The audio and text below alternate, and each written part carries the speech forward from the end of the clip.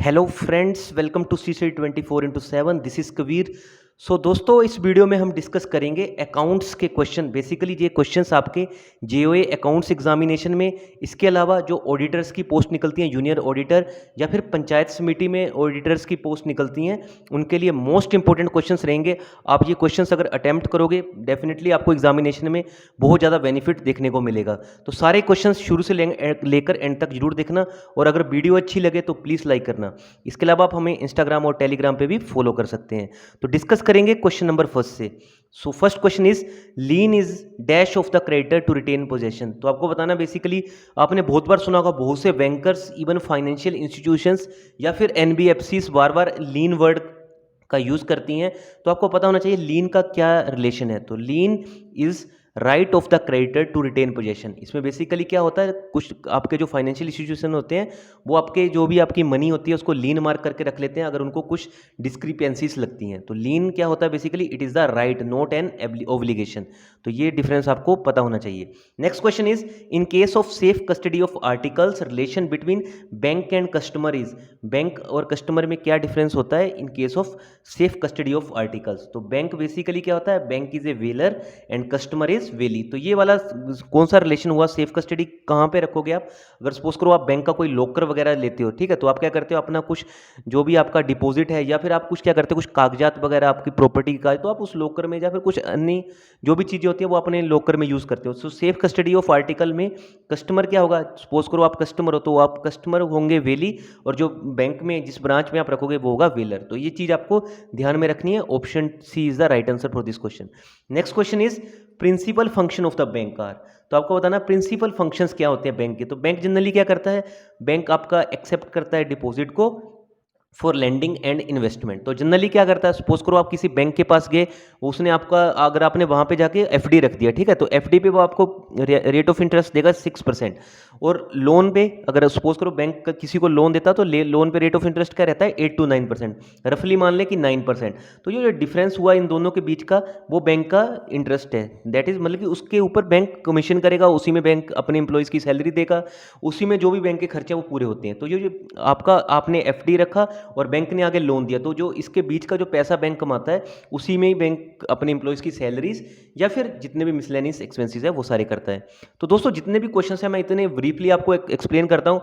आप कोई भी यूट्यूब चैनल उठा के देख लेना, कहीं पे भी आपको इतने शानदार तरीके से क्वेश्चंस नहीं समझाए जाएंगे। तो प्लीज़ वीडियो को शुरू से लेकर एंड तक देखते रहें, ताकि हर क्वेश्चंस, इवन मैं क्या करता हूँ आपको इतने डीपली कंसेप्ट समझा देता हूँ ताकि आप कोई भी क्वेश्चन एग्जामिनेशन में आए तो आप इंटर रिलेट कर पाए। क्योंकि कभी कभी क्या होता है एग्जामिनेशन में, एग्जामिनर क्या करता है, आपके क्वेश्चंस की जो लैंग्वेज होती है वही बस जस्ट चेंज कर देता है। तो मूव करते हैं क्वेश्चन नंबर 4 की ओर। Under section 11 of banking regulation act, the foreign banks have to deposit dash arising out of their business in India with RBI. तो जो भी फॉरेन बैंक्स होते हैं लाइक फेडरल बैंक, तो इनको कितना डिपॉजिट करना पड़ता है, they have to deposit 20% of their profit for each year. तो इनको 20% होता है जो प्रॉफिट का, वो हर साल अपना जो ये जनरेट करते हैं वो आरबीआई के पास रखना पड़ता है। मूव करते हैं नेक्स्ट क्वेश्चन की ओर। Question number 5, which one among the following formulates a fiscal policy in India. ठीक है, यहाँ पे फिस्कल पॉलिसी है। अगर पूछा जाए मॉनेटरी पॉलिसी है कौन देखता है, तो मॉनेटरी पॉलिसी आरबीआई देखता है। बट फिक्सल, अगर पूछा जाए फिस्कल पॉलिसी, फिस्कल पॉलिसी किससे रिलेटेड होती है, जनरली आपकी बजट वगैरह से रिलेटेड चीज होती है। तो ये सारी चीजें कौन देखता है, तो ये देखता है MOF, that is ministry of finance. तो आपको फिस्कल पॉलिसी और मॉनेटरी पॉलिसी में कंफ्यूज नहीं होना है। एमपीसी जो भी मॉनेटरी पॉलिसी की कमेटी जो भी इसको बेसिकली बोला जाता है, तो बेसिकली इसमें आपको पता ही होगा कि कितने मेंबर होते हैं, पर फिर भी अगर आपको नहीं पता तो बता देना मुझे, मैं एक एमपीसी के ऊपर अलग से वीडियो बना दूंगा, जिसकी आपको पता है एमपीसी से रिलेटेड हर 2 महीने में कोई ना कोई न्यूज़ मार्केट में चली जाती है। तो एमपीसी देखता है आरबीआई और फिस्कल पॉलिसी देखता है फाइनेंस मिनिस्ट्री। तो नेक्स्ट क्वेश्चन पे मूव करने से पहले यही कहना चाहता हूं, अगर वीडियो अच्छी लगती है तो प्लीज़ सब्सक्राइब कर देना, साथ में अपने दोस्तों के साथ शेयर कर देना। आपके लाइक और शेयर करने से जस्ट हमें मोटिवेशन मिलता है। और अगर आप चैनल पे पहली बार आए होंगे तो प्लीज़ चैनल को भी सब्सक्राइब कर लेना। Next question is as per banking regulation act, banks will be required for maintaining SLR of %, of NDTL। तो दोस्तों इस यहाँ पे मैंने इसलिए ऑप्शन दिए हैं अलग अलग आपको, ताकि आपको एग्जामिनेशन में भी ऐसे क्वेश्चन मिले तो आप कंफ्यूज ना हो। तो दोस्तों बैंक, एक तो सबसे पहले बैंकिंग रेगुलेशन एक्ट, मैं आपको बहुत बार पढ़ा चुका हूँ, banking regulation act 1949, RBI act 1934। ठीक है, ये वाला क्वेश्चन जहाँ पे आप बैंकिंग रेगुलेशन एक्ट पढ़े तो आपके माइंड में क्वेश्चन सबसे पहले हिट करना चाहिए, ये कौन सा बैंकिंग रेगुलेशन एक्ट है, इट इज VR 1949। ठीक है, banks will have to maintain minimum SLR of, तो आपको बताना बेसिकली SLR कितनी रखनी पड़ती है।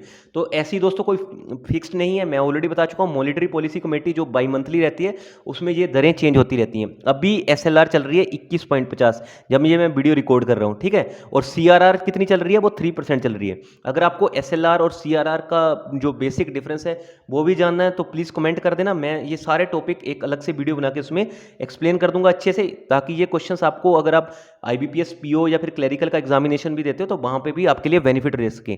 तो दोस्तों मेरे को अकाउंट्स की मैंने एक इन डेप्थ नॉलेज रखी हुई है, तो डेफिनेटली ये सारी चीज़ें मैं आपके साथ इसलिए शेयर करता हूँ ताकि आपको मैक्सिमम प्रॉफिट हो सके। Next question is which doctrine has involve in the provision regarding condition precedent. तो आपको बताना है कौन सा डॉक्ट्रिन है, तो डॉक्ट्रिन ऑफ साइप्रस। तो ये सिंपल सा क्वेश्चन है, आपको चाहे तो इसको एज इट इज क्रैम करके रख लें, क्योंकि ये जो बेसिकली लॉस के ऊपर क्वेश्चन होते हैं वहाँ पे कुछ ऐसा नहीं चलता, वहाँ पे जो अलग अलग साइंटिस्ट होते हैं या फिर अलग अलग इकोनॉमिस्ट होते हैं वो अलग अलग अपनी थ्योरीज देते हैं, तो उनको आपको एज इट इज रखना है। तो ऐसे क्वेश्चन को आप चाहें तो साथ साथ में कॉपी में नोट डाउन भी करके रख सकते हैं, क्योंकि ये क्वेश्चन पूछे जाते हैं डायरेक्टली या ना इनडायरेक्टली आपके क्वेश्चन में।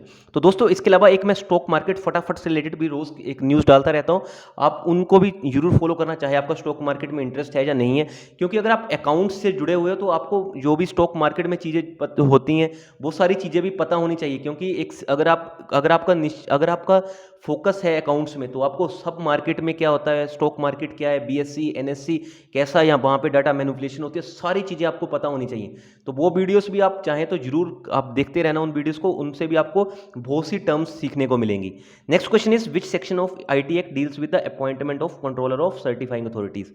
तो आपको बताना कौन सा सेक्शन है IT एक्ट का, तो ये है सेक्शन 17 जो appointment of controller of certifying authorities के साथ डील करता है। मूव करते हैं नेक्स्ट क्वेश्चन की ओर।